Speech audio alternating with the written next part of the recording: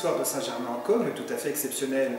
En raison de la crise sanitaire et du confinement que nous vivons tous, je reviens vers vous depuis mon domicile. En ces moments particuliers, nous espérons retrouver bientôt les chemins du patrimoine de notre chère commune. En attendant, je vous propose de redécouvrir quelques légendes ou croyances.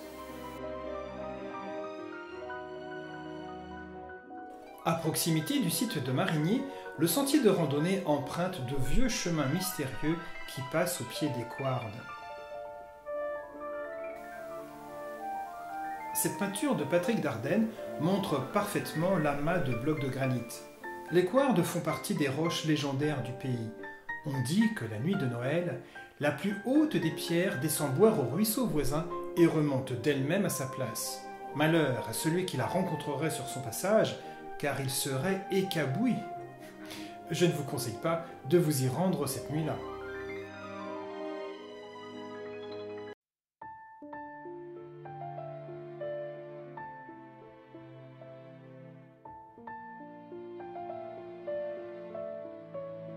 Près du bourg, dans les bois qui dominent l'ancien manoir de la Carrée, le comte du Pontavis de Hessay a fondé un cimetière particulier destiné à ses enfants et sa postérité.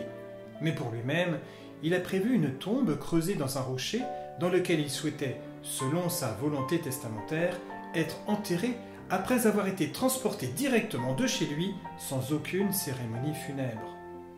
Le comte meurt le 24 décembre 1873 à l'âge de 85 ans. La succession passée, respectueuse du testament, les Germanais ne vont pas oublier l'homme car ce lieu d'inhumation est plutôt intrigant.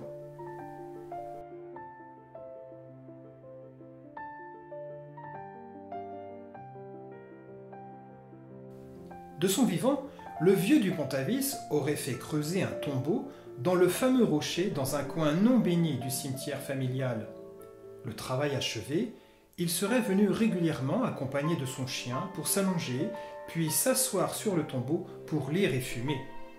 Le jour de l'inhumation, quelques fermiers suivaient le cercueil. En tête du cortège, ni croix ni prêtre, seulement le chien qui mourra de faim au pied du rocher. Quelque temps après, une femme de chambre du nom de Michette aurait rejoint son maître dans la tombe. Dans cette histoire insolite, authenticité et légende font bon ménage, et cela n'est pas pour nous déplaire. Souvent racontée, parfois déformée, cette légende reste attachée à ce lieu atypique de Saint-Germain-en-Cogle.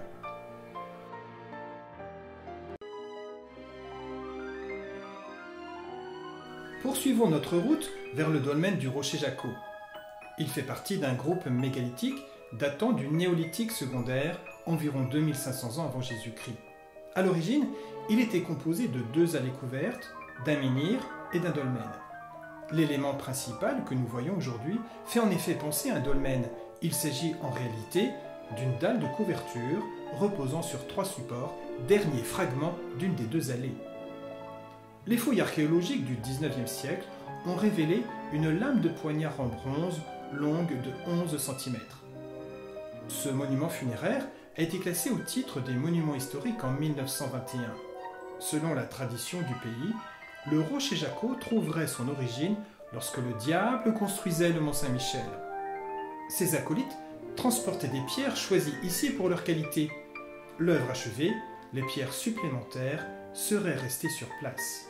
La nuit, elles recevraient la visite d'êtres infernaux que l'on entend danser et chanter, mais sans qu'il soit possible de les comprendre.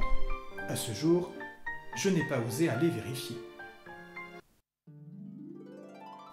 D'autres rochers ont inspiré des légendes, comme la pierre qui fume au Châtelier. Cet énorme bloc, fendu dans sa partie supérieure, serait fréquenté par le diable qui vient y faire sa galette, mais aussi de la monnaie pour acheter les âmes. Quant à la chapelle Saint-Eustache à Saint-Étienne-en-Cogle, elle a connu des pratiques singulières. Lors de la procession du Vendredi Saint, les jeunes filles désirant se marier dans l'année montaient sur la pierre, puis jetaient un regard circulaire vers la foule avec le secret espoir de trouver l'élu de leur cœur.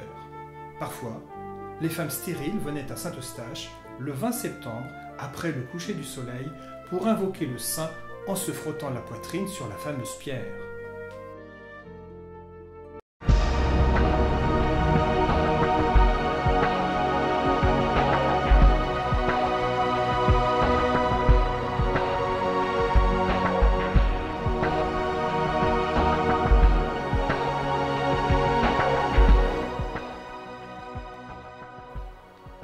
seulement quelques images d'archives, nous nous sommes promenés ensemble au cœur de ce Coglais parsemé de pierres, de légendes et de croyances populaires qui agrémentent nos randonnées. J'espère que vous l'avez fait avec plaisir et vous donne rendez-vous un peu plus tard, dans des conditions plus favorables, pour un nouvel épisode de Histoire de Saint-Germain-en-Cogle.